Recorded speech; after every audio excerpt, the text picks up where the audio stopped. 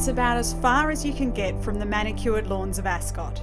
But for former jockey Ros Bynder, the Pilbara offers a home away from home. As soon as I stepped off the plane yesterday and took a deep breath of the air, I just felt like it definitely draws you in, like it's home.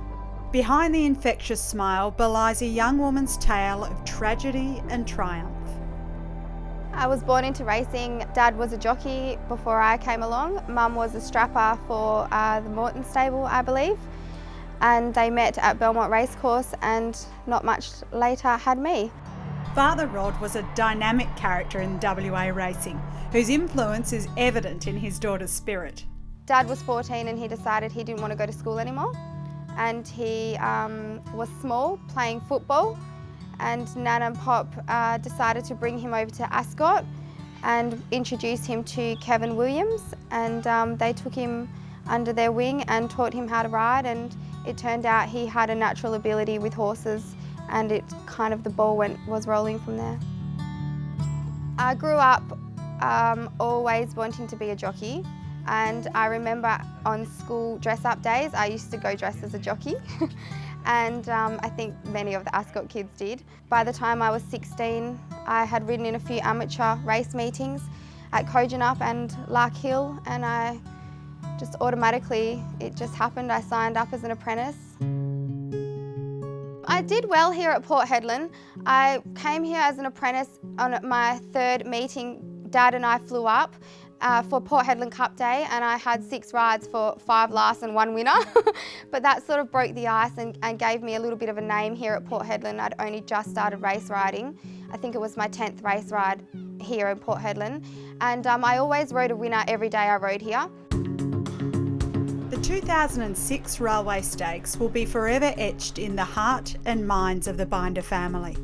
The day of the Railway Stakes, which was 2006, I had actually had a fall at Pinjarra race day and broken my collarbone and had my arm in a sling, and Dad had Bell Bazaar started in the railway that day. Set to go racing. So my sister, my dad and myself were all on course. Bell Bazaar and Confectioner Bell Bazaar, they split the line, don't know. Camera. The horse passed the post and Pop decided to have a heart attack, which is not funny at all, but now in hindsight, because he's survived and he's fit and healthy. Number 4's the winner, Bell Bazaar. The great WA mare gives Ros Bynder his first Group 1 success. I will never forget that day because Dad must have had the most emotional day of his entire life, because he was standing upstairs in the members behind the glass with his dad, his own father, having a heart attack, and his horse had just won the Group 1 Railway Stakes. So I felt really hurt for him that day. As Rod comes down here and greets Paul King with John Foster, the former battling jockey, horsebreaker, who has now today achieved his crowning glory in WA racing. The day Dad died, I was riding in the Pilbara, but I was actually in Roban. We got a phone call and said that Dad had had an accident at Ascot track work. Dad always said he would die doing what he loved, and I automatically thought that he had been hurt by a horse. Never would I have thought he had a heart attack. He still was playing football to the day he died. So it was quite strange, but we jumped on a plane and went home and did what family have to do in those situations. I feel like when the day my dad died, my career as a jockey did a little bit as well. My opportunities seemed to have ceased up, and I didn't have that extra support to push me to ride in races. And I think definitely that has a big impact on me, because I do believe if Dad was alive today, I'd be riding at Marble Bar tomorrow.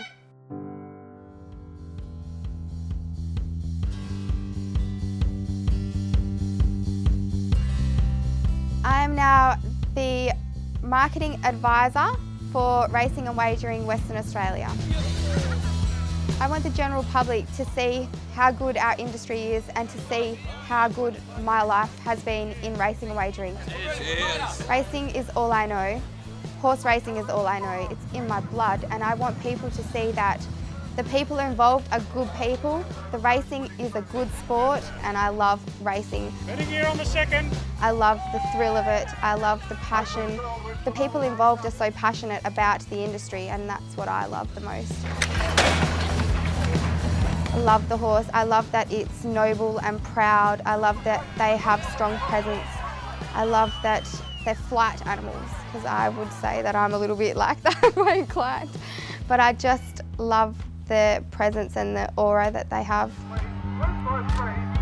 Yeah, I would love to see Aboriginal people out amongst our racing industry, especially because if you look back in Australian history, Aboriginal people have a great affiliation with horses. They were all stockmen and they were used as stockmen for a particular reason.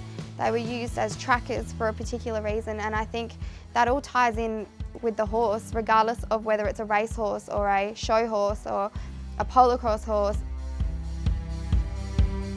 It's sad, but then I think of how lucky I am to have spent 24 years with a great man, because those types of men don't come along often. And he has done a lot in his life, and I think I'm content with the situation we're in because of he fulfilled every dream he ever wanted to do.